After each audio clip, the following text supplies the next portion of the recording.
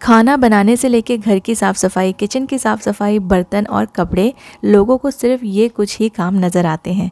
लेकिन फैक्ट ये है कि घर के चोर्स अनकाउंटेबल होते हैं। दिन भर में पता नहीं कितने ही काम हम लोग कर लेते हैं, सारे होम मेकर्स। और घर के साथ साथ ना बाहर के भी बहुत सारे काम होते हैं जिन्हें हम कभी काउंट करते ही नहीं हैं। तो ये सारे काम आपको ही करना है, कोई नहीं आने वाला आपके काम करने के लिए। लेकिन इनको थोड़ा सा आसान तरीके से करेंगे तो हम कम एफ़र्ट्स और कम टाइम में घर के सारे काम कर पाएंगे, बाहर के भी काम हो जाएंगे और थोड़ा आराम करने का टाइम भी मिल जाएगा। हे गाइस, नमस्ते एंड वेलकम बैक। तो आपके कामों को आसान करने के लिए बहुत सारे आइडियाज़ हैं आज के वीडियो में। तो टाइम वेस्ट किए बिना let's get into the video. वैसे लास्ट 3-4 साल से ना हमारे यहाँ पे नागपुर में बिल्कुल भी ठंड नहीं पड़ी है, और ठंड आती भी है तो 10-15 दिन के लिए। और अभी कुछ ऐसा मौसम हो रहा है कि 4-5 दिन तो बहुत ज़्यादा ठंड रहती है और उसके बाद वापस से हल्का हल्का सा गर्म लगने लगता है। तो जैसे ही ठंड आती है ना तो हम लोग सब अपने अपने ब्लैंकेट्स लेके यहाँ पे बैठते हैं, और इससे क्या होता है कि हमारा जो घर है वो काफ़ी मैसी लगता है। लेकिन जब भी थोड़ा टाइम मिलता है ना तो ब्लैंकेट्स लेके टीवी देखने में बहुत ज़्यादा मज़ा आता है। तो इन ब्लैंकेट्स को ना बहुत ज़्यादा आपको संवारने की ज़रूरत नहीं है, बस इसको अच्छे से फ़ोल्ड करके रखने की ज़रूरत है। जैसे इनका यूज़ हो गया तो इसे अच्छे से फ़ोल्ड कर दीजिए और अपने जो सोफ़े के कॉर्नर्स हैं या फिर जो हेड साइड का पोर्शन है वहाँ पे इसे रख दीजिए। तो ना आप सोफ़ा वैसे भी टाइडी लगने लगेगा। ज़रूरत नहीं है कि इसे आप अच्छे से फ़ोल्ड करके किसी दूसरे रूम में रखें, क्योंकि बार बार ना फिर हमें यहाँ पे इसको लेकर आना पड़ता है। तो मैंने बस इसको फ़ोल्ड कर दिया है और इसको एज अ रनर मैं इसको यूज़ कर रही हूँ अपने सोफ़े के ऊपर। और इसको हैंडल्स में भी आप लगा के रख सकते हैं, इससे आपका रूम भी अच्छा दिखेगा। और आजकल तो बहुत सुंदर सुंदर ब्लैंकेट्स आते हैं, तो वो अगर सामने पड़े भी रहें तो बहुत ज़्यादा जो घर है ना वो गंदा नहीं लगता है, इनफैक्ट अच्छा ही लगेगा। जैसे मैंने ना यहाँ पे इसके साइड्स में डाल दिया है ब्लैंकेट, तो या तो आप इसे रनर की तरह साइड में डाल दीजिए या फिर आप अपने सोफ़े के ऊपर इसे स्प्रेड भी कर सकते हैं थोड़ा अच्छे से। तो ये बहुत ही अच्छा लुक देगा आपके रूम में। और ना क्योंकि ठंड है तो सोफ़ा थोड़ा सा ठंडा लगता है, तो मैंने यहाँ पे कॉटन की बेडशीट भी स्प्रेड करके रखी हुई है।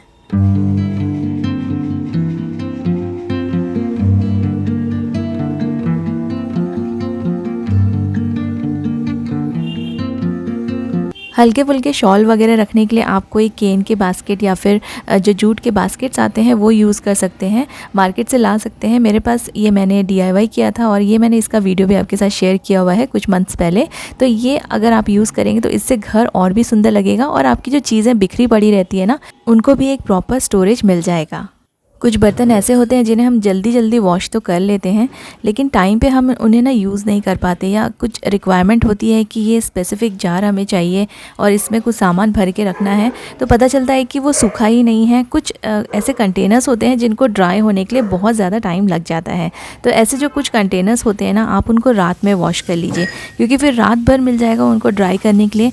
तो कई बार इनको हम टॉवल से पोंछ के भी ड्राई कर सकते हैं, बट अंदर से ना ये थोड़े से गीले रह जाते हैं। और फिर आप कुछ भी सामान, कुछ भी ग्रोसरी, खाने पीने का सामान इसमें आप स्टोर करेंगे तो वो चीज़ें ख़राब होने का फिर डर रहेगा।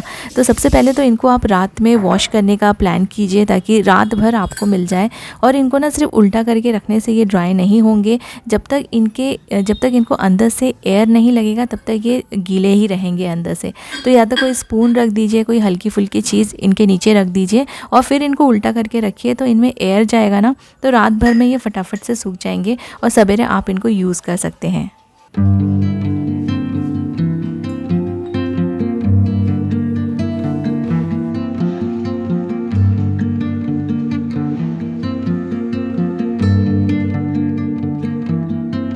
आजकल वैसे ग्रेन्स में बहुत ज़्यादा जो स्टोन्स वगैरह रहते हैं ना वो नहीं दिखते हैं, साफ़ होके ही ये सुपरमार्केट्स वगैरह में ये लोग रखते हैं। बट फिर भी जब हम उसको पकाते हैं तो उसके पहले हम इन्हें चुनते ज़रूर हैं, साफ़ ज़रूर करते हैं। तो अगर आप राइस या दाल साफ़ करते हैं हमेशा खाना बनाने के पहले, तो ना ऐसे वाइट कलर की प्लेट अगर आप लेंगे तो आपको जल्दी से जल्दी जो कंकड़ या फिर जो भी आपको निकालना है गंदगी वो दिख जाएगी बहुत ही आसानी से।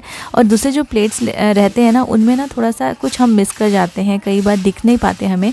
तो ये एक सेपरेट आप वाइट प्लेट रखिए। ये मैंने पेपर प्लेट मैं यहाँ पे यूज़ करती हूँ, इससे ना बहुत आसानी से इसको साफ़ कर लेती हूँ मैं, राइस हो या दाल हो, बहुत ही जल्दी से हो जाता है और टाइम भी कम लगता है, क्योंकि ना ऊपर ऊपर आसानी से ये दिख जाते हैं। मंथ ख़त्म होते होते कुछ क्रेन्स थोड़े थोड़े से बच जाते हैं, स्पेशली जो चीज़ें हम ज़्यादा यूज़ करते हैं पूरा मंथ। तो इन चीज़ों को आप खाली करके ना छोटी छोटी बॉटल्स या छोटे कंटेनर्स में ट्रांसफ़र कर दीजिए। तो ये जो बड़े कंटेनर्स हैं ये आपके लिए नेक्स्ट मंथ के जो ग्रोसरी आएगी उसको फिल करने के लिए ये रेडी रहेंगे। इनको वॉश करके उल्टा करके अच्छे से ड्राई करके रख दीजिए। और जो छोटे मोटे बच्चे हैं ना, बहुत ही कम क्वांटिटी में चीज़ें जो बची रहती है उनको छोटे कंटेनर में डाल दीजिए। तो आपका जब नेक्स्ट ग्रोसरी आएगा तो आपके पास कंटेनर्स रेडी रहेंगे।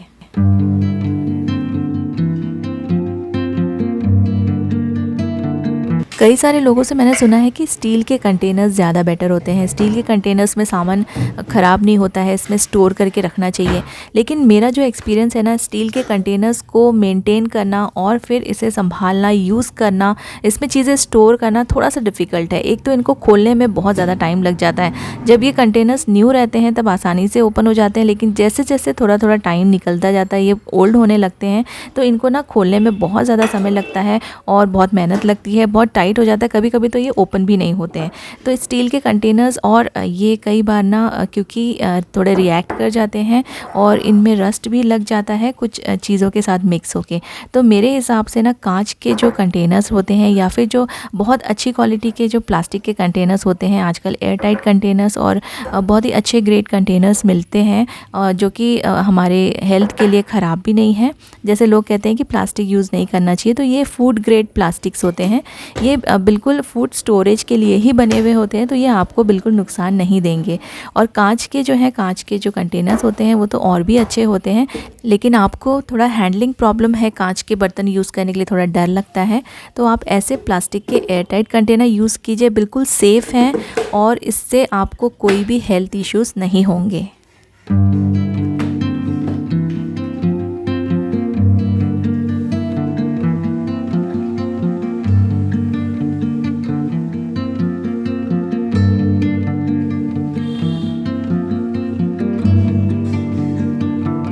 अपने किचन के काम को और भी आसान करने के लिए और अपना समय बचाने के लिए आप Oddy Uniwrap and Oddy Ecobake भी अपने किचन में इंक्लूड कर सकते हैं, क्योंकि ना इसको आप अगर पैन्स में या फिर खाने को रीहीट करने के लिए यूज़ करेंगे तो आपके जो बर्तन है वो ख़राब नहीं होंगे।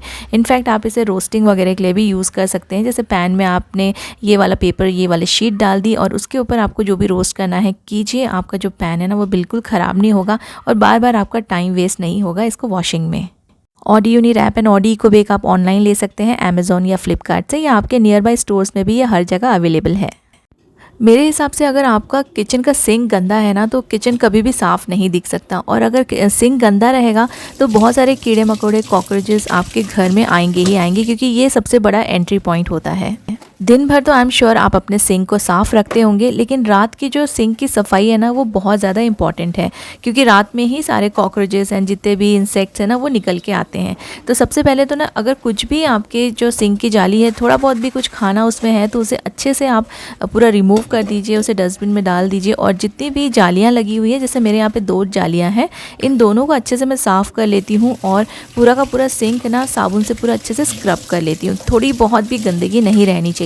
अगर इतना आपने कर लिया है ना तो आपका सिंक अच्छे से साफ़ हो जाएगा। और जितना पॉसिबल हो आप इसमें बर्तन मत छोड़िए सिंक में। आप अलग से कोई टब रख सकते हैं, अगर आपकी कोई हेल्पर मॉर्निंग में आती है तो आप अलग से एक टब रखिए और उसमें आप सारे के सारे बर्तन रिंस करके उसमें जितना भी खाना लगा हुआ है वो सब कुछ निकाल के टब या बकेट में रख दीजिए।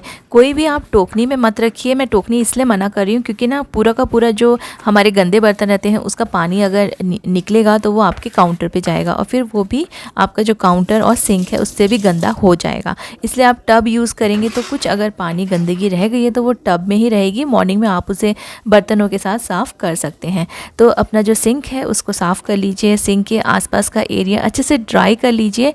ड्राइनेस बहुत इंपॉर्टेंट है। अगर ड्राई नहीं होगा तो इंसेक्ट्स श्योरली आएंगे और इंसेक्ट्स को ना पूरा ये गंदगी और जितना भी पानी रहता है ना ये इनको बहुत पसंद आता है। इसीलिए ये यहाँ से हमेशा रात में ट्रैवल करते हैं और आपके घर के अंदर एंटर करते हैं।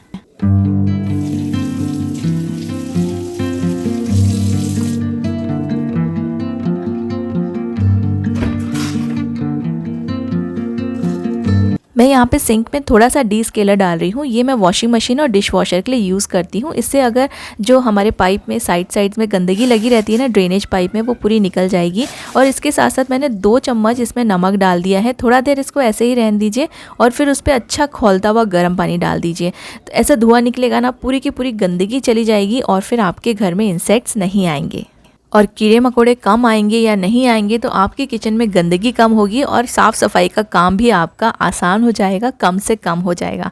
अपने किचन के लिए मैंने एक नया कुकर लिया है। 5 लीटर का कुकर है, वंडर शेफ़ का है। इसमें 2 कलर ऑप्शंस थे, पर्पल और रेड। तो मैंने रेड कलर का लिया है। बहुत ही सुंदर सा कुकर है, स्टेनलेस स्टील का है, तो काफ़ी अच्छा है और इसमें बिरयानी वगैरह अच्छे से बन जाएगी। काफ़ी अच्छी इसकी क्वांटिटी है।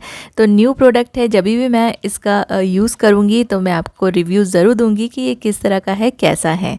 आई रियली होप आपको आज के सारे टिप्स पसंद आए होंगे। अगर अच्छा लगा है तो इसे लाइक और शेयर ज़रूर कीजिएगा।